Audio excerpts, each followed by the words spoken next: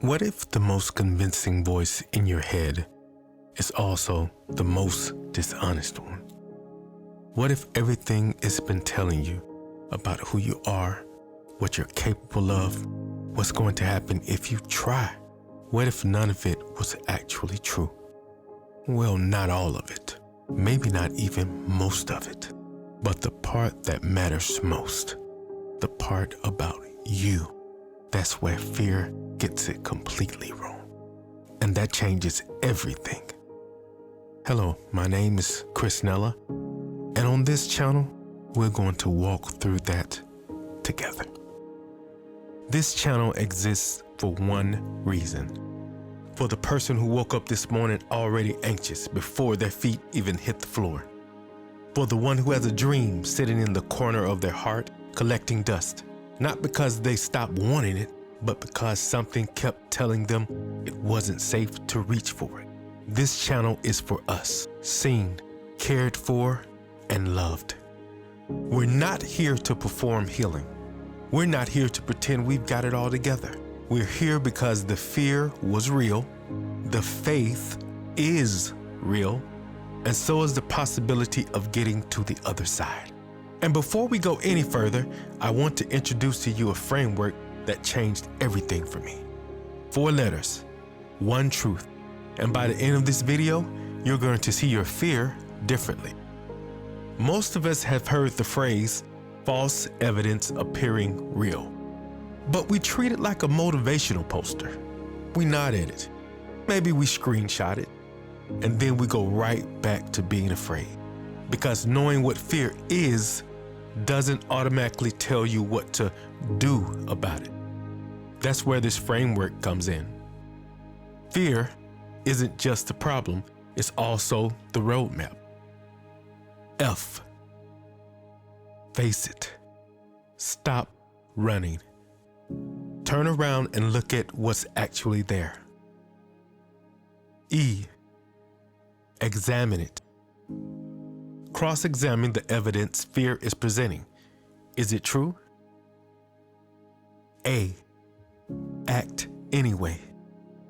Movement is the antidote to paralysis. Do the thing scared. R. Rewrite it. Replace the false narrative with a truth-based one. We're going to spend an entire series going deep on each one of these steps, but today we start with the foundation. Because before you can face it, examine it, act on it, or rewrite it, you have to understand what fear actually is and why your brain is so committed to making it feel so real to you. Here's what we need to understand about fear. Fear is not a liar in the way we usually mean it. It's not making up things out of thin air. It's pulling from real memories, real pain, real moments when something went wrong or could have or almost did. The problem isn't that fear is fabricating evidence.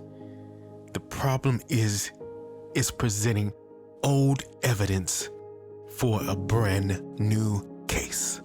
Your brain stored that memory, that rejection, that failure, that brief moment of humiliation, and fear filed it away. And now, every time you try to move forward in a new direction, fear pulls the file and says, "Remember what happened last time?" And we stop because the evidence against us feels airtight. But the evidence is from a case that we already closed, a version of you that no longer exists, a circumstance that was never meant to define every single circumstance that came after it.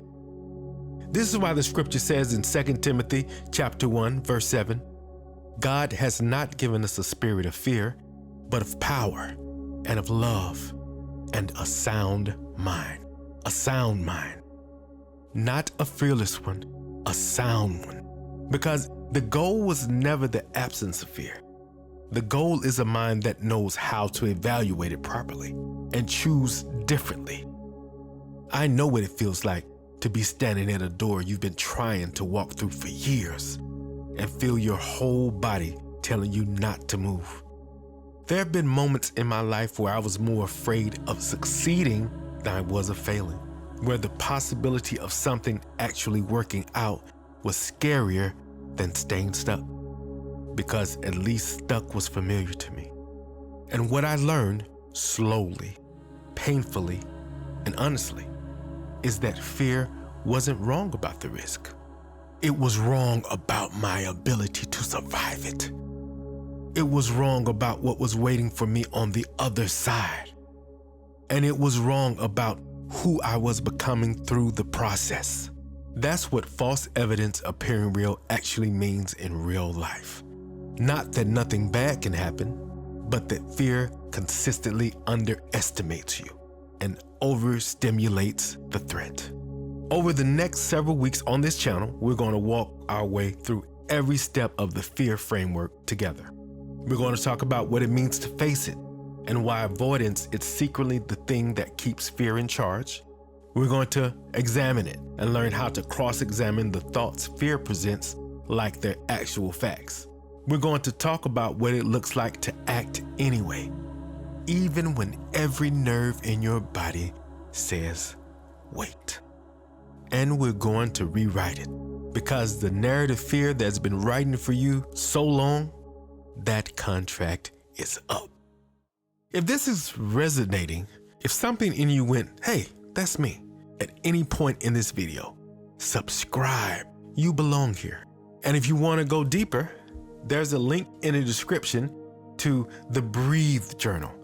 It's the perfect tool to accompany you in your overcoming fear. Because sometimes healing needs an actual page, not just a screen. Thank you for being here for video 1. We're just getting started. And wherever you are right now, whatever brought you to this video today, you didn't stumble here by accident. Victory doesn't have an expiration date, and neither does your healing. We'll see you next week.